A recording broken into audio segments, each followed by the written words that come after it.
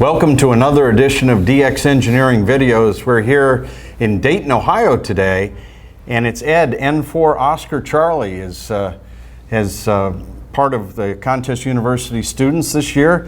Ed, welcome, and I hope you're having a good time here. Thanks, Tim. My first visit at Contest University, and I must admit that all the subjects are fantastic. The problem is I can't listen to every one of them.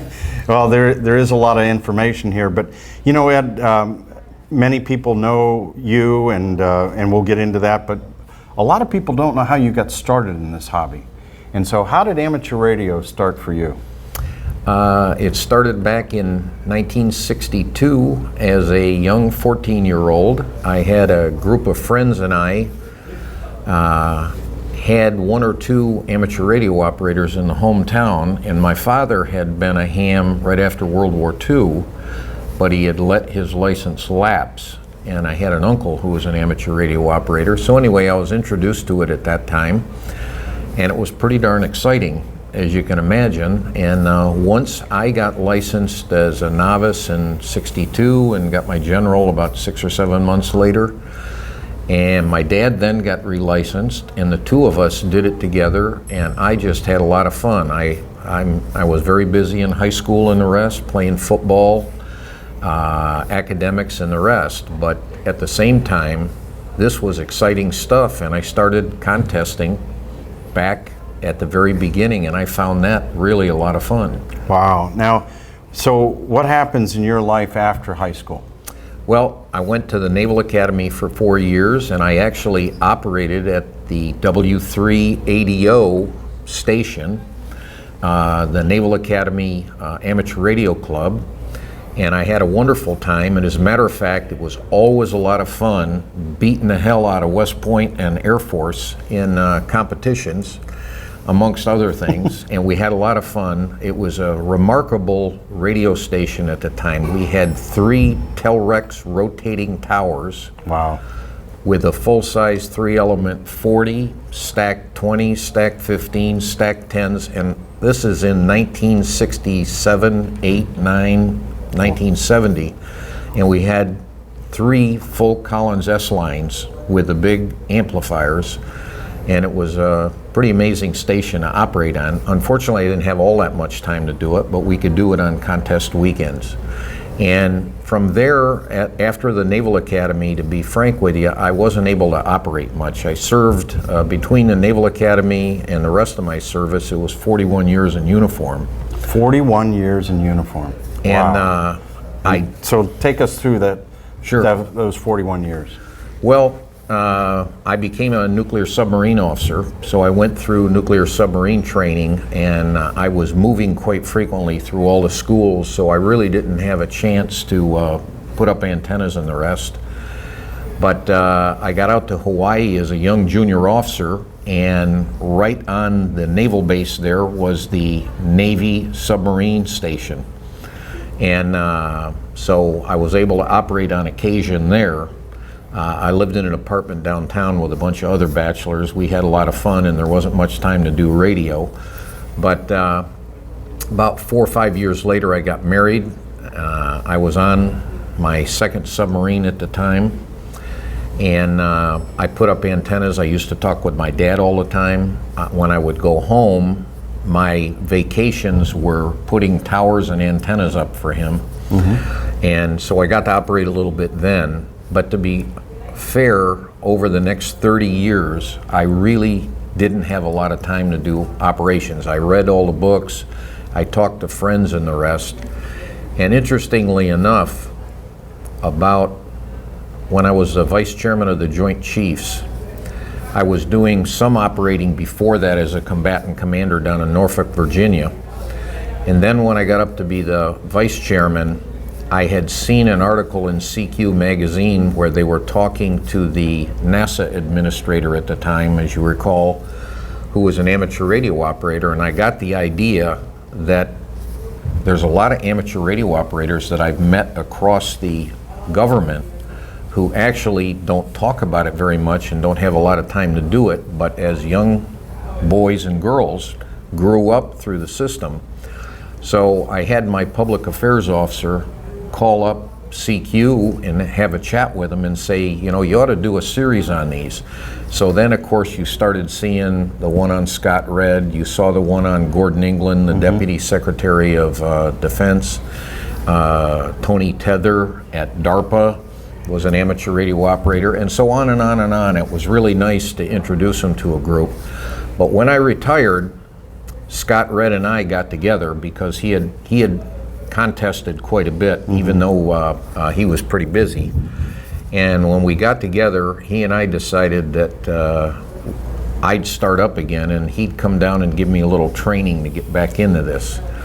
So in 2010, we all went to Aruba, and we operated down there at Carl Cook and Sue Cook Station, and we had a ball. Scott and I did the operation, and it was a real learning experience for me. He once told a story that he said, okay, it's your turn.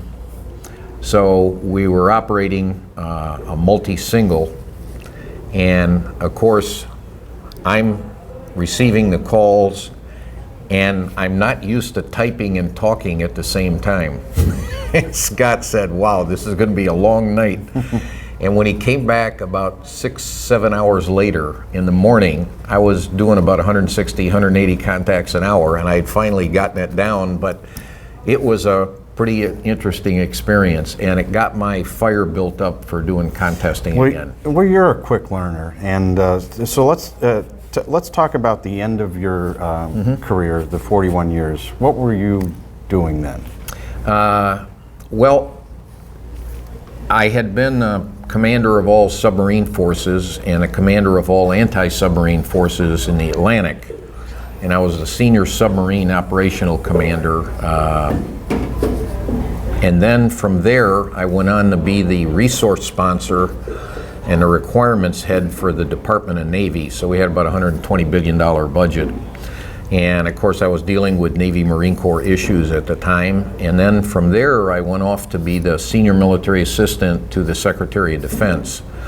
And 9/11 occurred while I was in that position. We were both in the building at that time. And of course, things were pretty busy. Normally, they're pretty busy in the Pentagon, and they even got busier. We did a lot of traveling to work with allies, and obviously we deployed a lot of forces. And from there, I then, in late 2002, I went down to Norfolk, Virginia to be the commander of United States Joint Forces Command. And under my U.S. command, I had 1.4 million Americans, Army, Navy, Air Force, Marine Corps. All the forces that deploy overseas essentially work for me. And of course, we were getting them ready, but at the same time, we were doing experimentation. And then I became the first NATO Supreme Allied Commander for Transformation. That position was in Norfolk also, so as you can imagine, I spent a lot of time overseas. And some of the highlights that were always a lot of fun, Scott and I would communicate, but you'd be surprised the amateur radio operators who were very senior in governments around the world. Of course, one of the famous ones was King Hussein overseas. After I had retired, I was in Israel and Jordan for a 10-day visit with military leaders, intelligence officials, and the rest. And of course, I went over to visit the King Hussein Amateur Radio Club over there, and of course, that was it made it much easier to engage with these senior folks, particularly when we talked the same language, and we could go off and talk on those things, and then come back and do business. Right. So, and you retired as? And then my last job, I moved up from being a combatant commander and Supreme Allied Commander to the 7th Vice Chairman of the Joint Chiefs. And that was, frankly, a tremendous opportunity to serve with the military. And of course, I traveled an awful lot overseas to be with the troops. And I really it was a real honor to be able to do all of that. And then at the end of that time, in October of 2007, I retired.